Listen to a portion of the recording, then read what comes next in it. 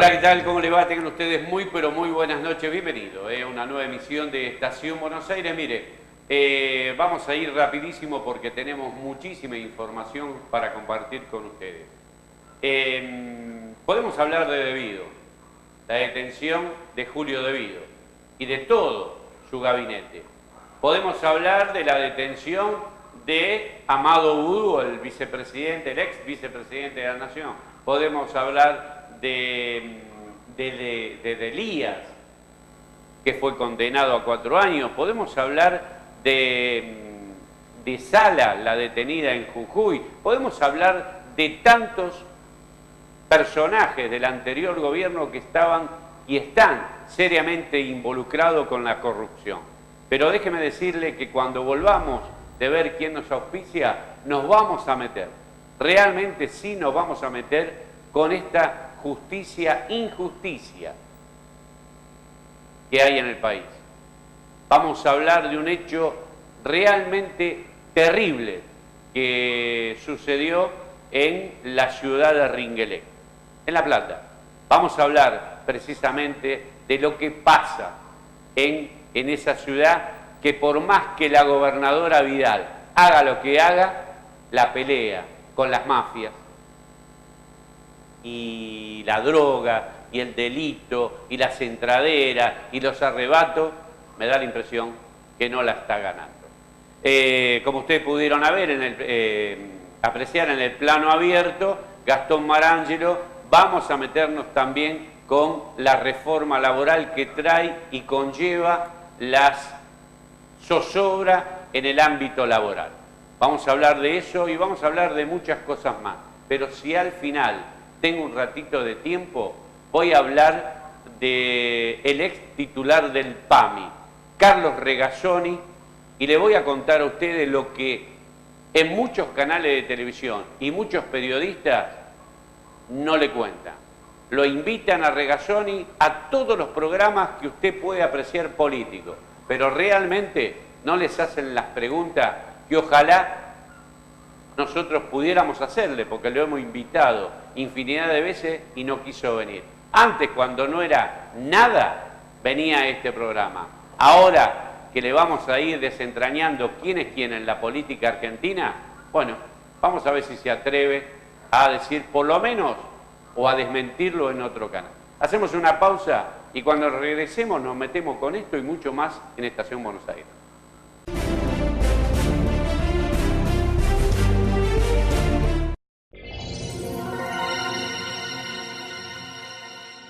Estudio Jurídico Doctores Pastorini y Marangelo.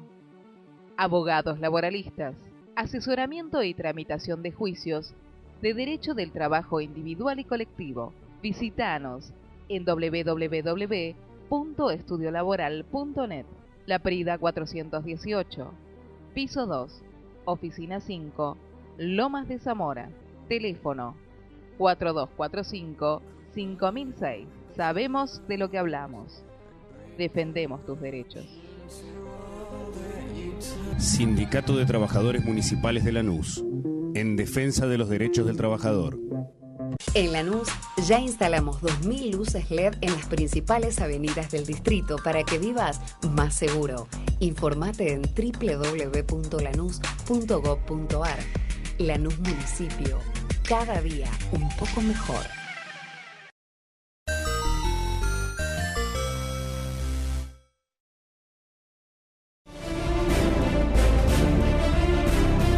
Muy bien, en la continuidad de Estación Buenos Aires, le vamos a dar la bienvenida a Gastón Marangelo, como es nuestra costumbre. Bueno, usted ya lo conoce.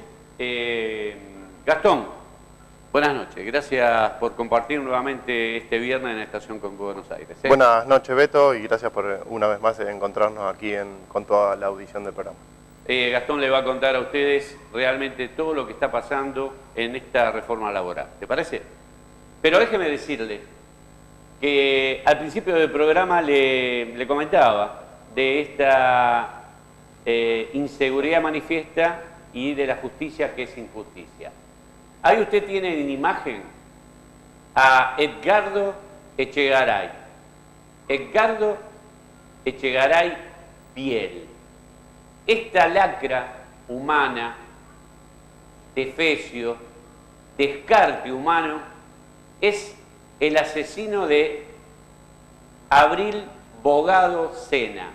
Esta nenita de 12 años que en la madrugada del domingo, esta lacra, como les decía, la mató de un tiro en la cabeza para robarle el auto a su padre cuando llegaban en la madrugada del domingo en la ciudad de Ringuelé.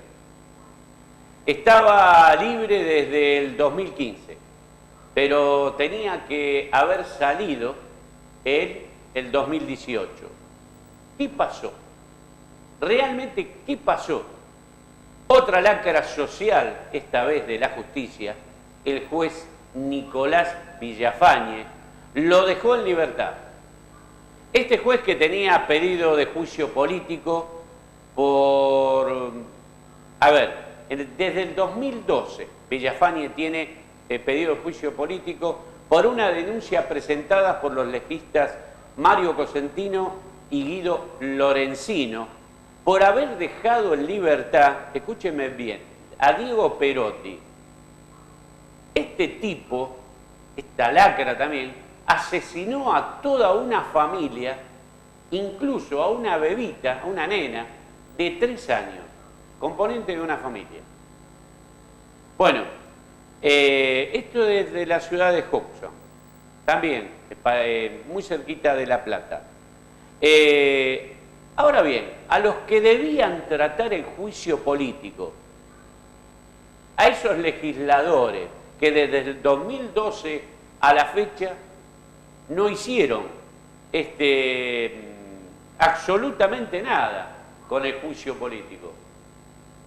¿Qué hacemos? ¿No son culpables también estos legisladores? Esta lacra tenía antecedentes de tentativa de homicidio, robo agravado con armas de guerra. Estuvo detenido en la unidad 1 de Olmos, la unidad 36 de Magdalena, la unidad 18 de Gorina. Posiblemente este asesino hubiera salido en el 2018 si el juez Villafañe lo hubiera dejado preso hasta esa fecha. En esa fecha, el nombre de la víctima hubiera sido otro. Pero ¿sabe qué pasa? El juez Villafañe le puso nombre en el 2017 a la víctima de este asesino. Se llamaba Abril, era de Ringuelé y tenía 12 años. ¿Qué hacemos con este juez que ya tiene varios antecedentes de haber liberado asesinos y a esta irrecuperable lacra humana que es imposible que alguien que viva de la droga, no tenga futuro, no me vengan ahora los legalistas a decirme y las condiciones de la vida, no. Pero ¿sabe qué pasa? Me da la impresión que hay un sistema. Hay un sistema que alguna vez la clase política va a tener que comenzar a manejarse y ver un nuevo código penal. Acá estamos con la zanahoria atrás del burro. La gobernadora ya mandó para que se revean el tema un proyecto a la... No, estamos atrás de las desgracias y de las consecuencias. Nunca estamos en la prevención. La clase política tiene que de alguna manera, inexorablemente, comenzar a meter mano en un código penal que ya proscribió, o ¿cómo se dice, Gastón? Prescribió. Prescribir. Ya prescribió. Prescribió. No sirve para nada. El sistema tiene que revertirse, porque si no, señores y señores televidentes, va a haber muchas Abriles, muchas, no una sola vez por año. Hacemos una pausa y continuamos haciendo Estación Mosaico.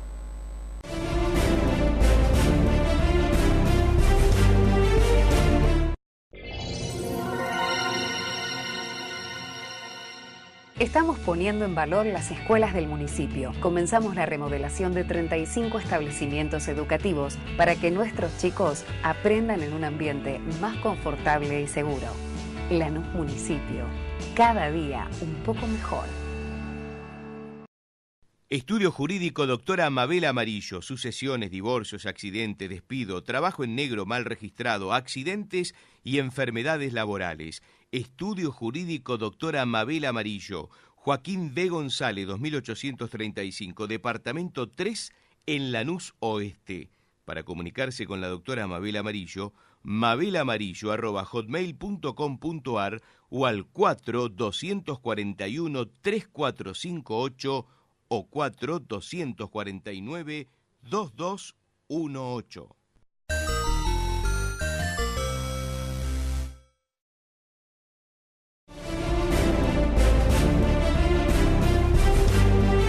Muy bien, en la continuidad de Estación Buenos Aires, como lo había anunciado, Gastón Marangelo con la reforma laboral. Gastón, ¿realmente es preocupante lo que se viene? Es preocupante. A nosotros técnicamente lo que nos preocupa en relación a los puntos que la reforma que este gobierno intenta implementar, principalmente lo que tenemos que indicar es que es un proyecto con un borrador que en el transcurso de la semana está reunido el Consejo Directivo de la CGT, el cual va a establecer las pautas de negociación respecto de los puntos que el gobierno le propone con la reforma.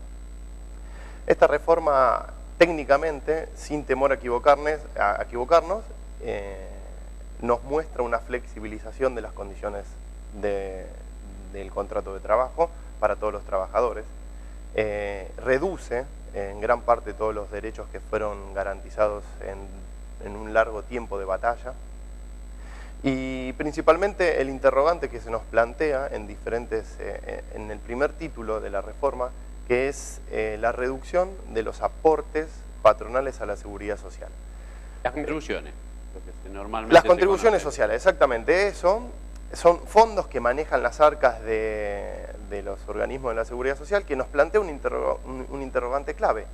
¿Ese desfinanciamiento va a provocar la pérdida o el debilitamiento en las prestaciones? Ese es el primer interrogante que se nos plantea. Ahora, Gastón, cuando esta reforma, como bien decís vos, es un proyecto que fue elevado para ser tratado por las distintas cámaras, ahí va a tener una participación aquellos legisladores que lleguen y que vengan desde el gremialismo. ¿Cómo crees vos que se puede dilucidar? Ahí van a empezar a volar carpeta porque alguien la va a votar y después Bien. no pueden decir que no. Esta maniobra, ¿no?, a la que vos haces referencia, que posiblemente puede llegar a ocurrir, es quizás el antecedente del Pata Medina. El Pata Medina, de público conocimiento, que tuvo una detención en cuanto al manejo de fondos. ¿Podría existir una denuncia por el manejo de fondos de los gremialistas en las arcas de sus obras sociales?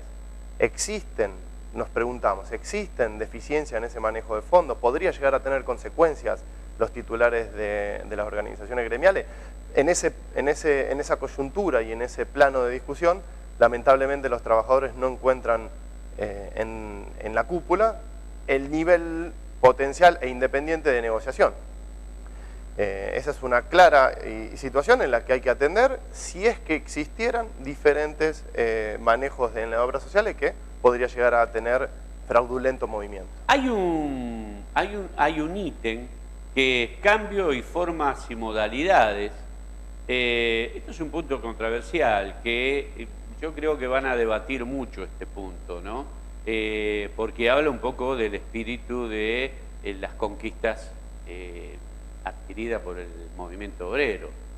Hoy la CGT está mirando con mucho recelo, pero por abajo las reuniones con el ministro Triaca hacen que cada vez vayan en este efecto cuello de botella, donde terminen votando la ley, o por lo menos esta ley que muchos dicen es al dedillo de los empresarios.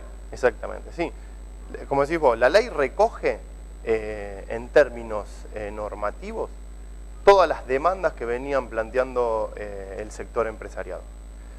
las reformas, para terminar el primer título, nos habla de la reducción de las multas, elimina las multas que estarían pagando en la actualidad los empleadores por tener empleo en negro, por retener aportes a la contribución social y no depositarlos, no ingresarlos al organismo.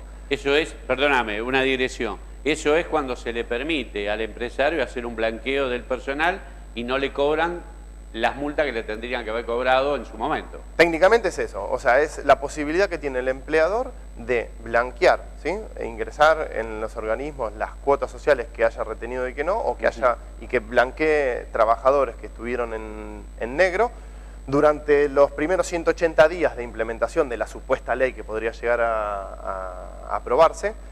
Le quitan el 100% de las multas y del capital, y el 75% si lo hacen con posterioridad a los 180 días.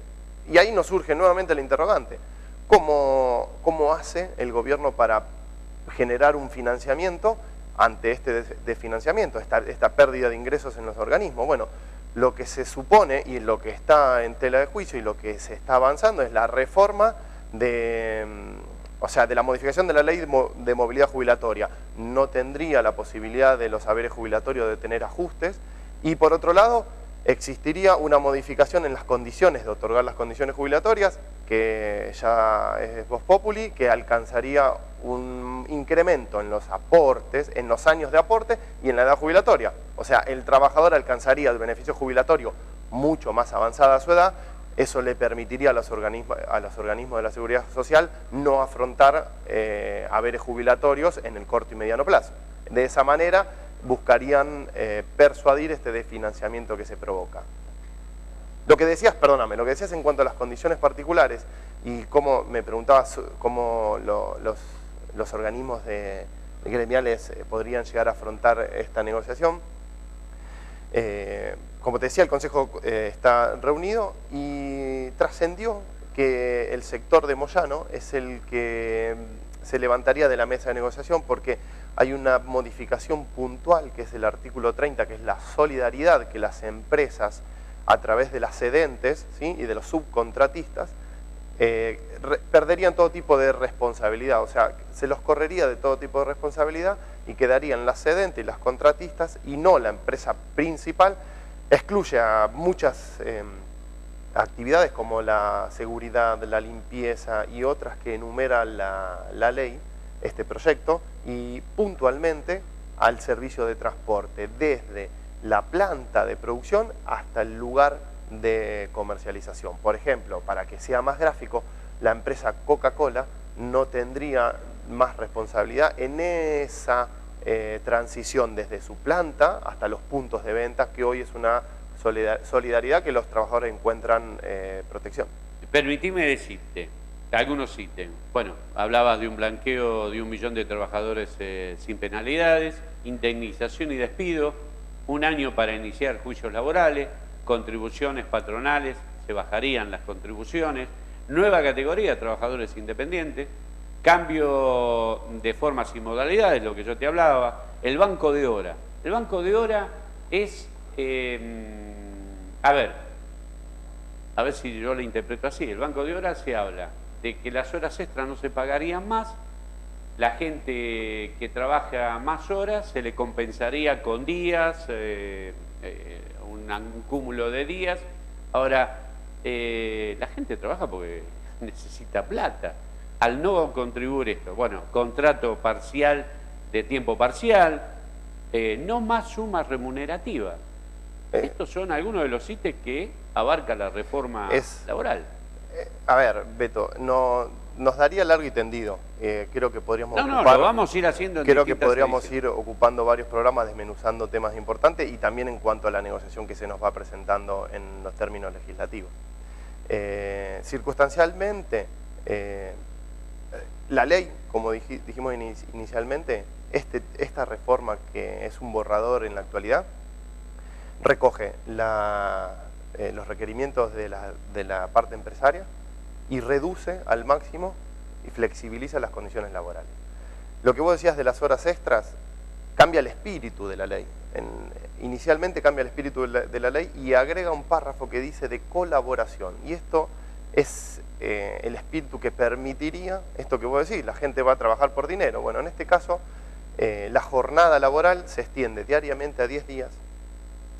La prescripción de los créditos laborales se reduce a 1 año, lo que pone al trabajador, por ejemplo, en una condición muy desfavorable si el tiempo que inició, por ejemplo, un trabajador en el mes de enero realiza un excedente de horas, no se le paga, no se le abona, y recién a fin de año, con este banco de datos, con este banco de horas, perdón, se hace un recuento. Si esa cantidad de horas no supera la cantidad de la jornada mensual o semanal, o no alcanza a superar las 10 horas, no se le abona, siempre y cuando hayan sido compensados de días.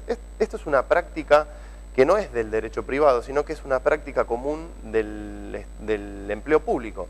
Que el empleo público, como está prohibido o está recortada por un presupuesto, el pago de horas extraordinarias se compensaba en horas, en días, ¿sí? Entonces, esto es una práctica que, entiendo yo, es absorbida desde Lo bueno que vamos a hacer es cómo vamos a encuadrar al Estado Nacional, que es el primer contratista en negro con la nueva ley. Bueno, sí, hay causas sí, de contratación en negro del empleo público, sí. Entonces ahí va a haber... hacemos un punto y aparte, y lo volvemos a retomar, sabemos que estaban reunidos en esta semana, prácticamente creo que en el día de hoy, ¿cómo es? El Consejo de la CGT.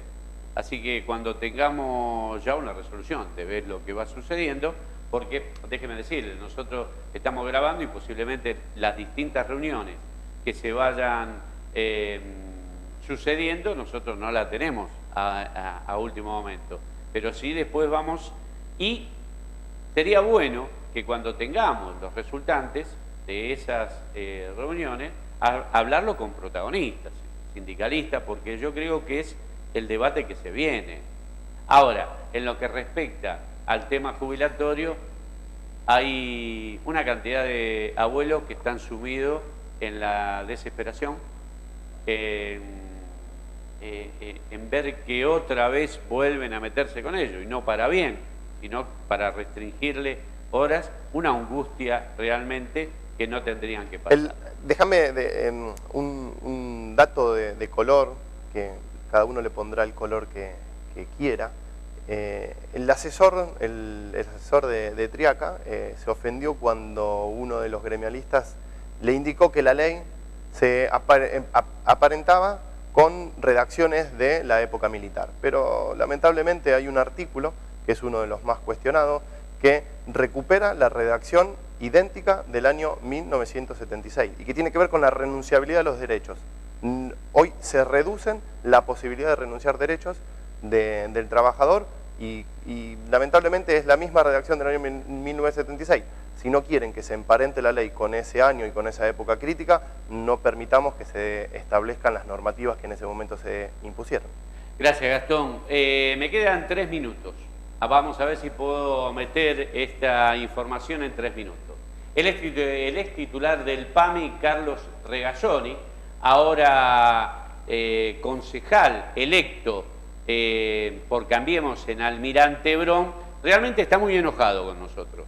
Pero es un muchacho que polula por todos los programas de televisión político que hay, pero tiene muy pocas luces en lo que respecta a la política. Se peleó con todos sus colaboradores, compañeros de lista, dejó afuera a un montón de gente que realmente había trabajado y priorizó mucho de su riñón. Ahora bien, como nosotros queremos saber quién es quién y el periodismo en esos programas, nuestros colegas no le preguntan lo que realmente le tienen que preguntar y le viven tirando centro, bueno, yo le voy a preguntar quién es o quién fue a Carlos Regazzoni el jefe de campaña, su jefe de campaña. Bueno, mire, Regazzoni, como usted no me lo va a decir y ni se lo va a decir a la gente, se lo voy a decir yo. El jefe de campaña de Regazzoni fue el ex titular del área de inteligencia criminal, el filósofo y ex seminarista Juan Ricci.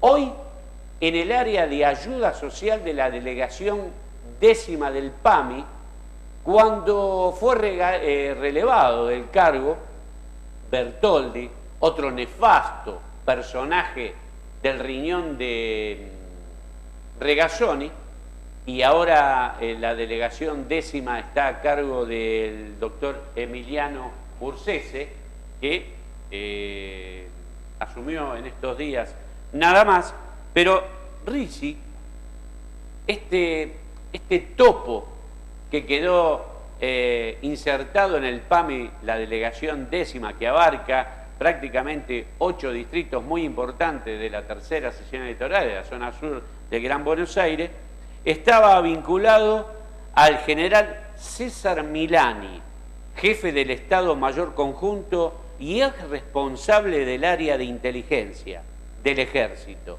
hoy detenido, como todos sabemos, por la muerte del soldado Ledo y crímenes de lesa humanidad.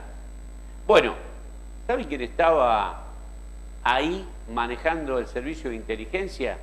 Que Juan Ricci tenía vinculaciones. Francisco Paco Larche. Alguna vez lo sintió, ¿no? Bueno, hoy Ricci sigue estando en la gestión del PAMI, manejando el tercer piso, delegación 10ª, manejando el tercer piso, que es un lugar estratégico porque es la ayuda social. Es un lugar muy, pero muy importante. Habría que preguntarle al concejal electo si nefasta gestión de Bertoldi, hombre de su riñón, ¿se acuerdan que nosotros habíamos hablado mucho con López? Bueno, ahora le pregunto a las nuevas autoridades del PAMI, ¿qué vamos a hacer con Juan Ricci? Este oscuro personaje de la política, que está seriamente vinculado a Milani, a Paco Larche, y es componente realmente de un espacio político que lo vamos a chequear, lo vamos a chequear, pero ese espacio político estaba encabezado por Filmu. Pero ¿sabe quién estaba también? El Chino Navarro. La semana que viene le voy a contar un poquito más de Juan Ricci, este jefe de campaña de Carlos Regazzoni, que realmente tendría que explicarle mucho a la gente. Realmente mucho. Gastón, ¿nos estamos yendo? Bueno, que tengan muy buena semana, buen fin de semana y disfruten, y nos volvemos a encontrar en 7 días. No hablamos de fútbol, Lamentablemente no. Gastón Marangelo, déjeme decirle. Bueno, ahí tenemos al camarógrafo. Nuestro Maxi está realmente muy contento, hincha de Boca. ¿A vos te parece? No está gozando. Nos vamos. Nos reencontramos dentro de 7 días. Recuerde, Juan Ricci, un personaje que sigue manteniendo vínculos y trabajando en el PAMI de Lanús. Vamos a hablar con las autoridades del PAMI de Lanús a ver qué nos dicen. Pero nosotros le dijimos en Estación Buenos Aires lo que nadie le dijo hasta ahora. Chao, hasta la semana que viene. Feeling my way through the darkness, guided by a beating heart. I can't tell where the journey will end, but I know where to start. They tell me I'm too young to understand.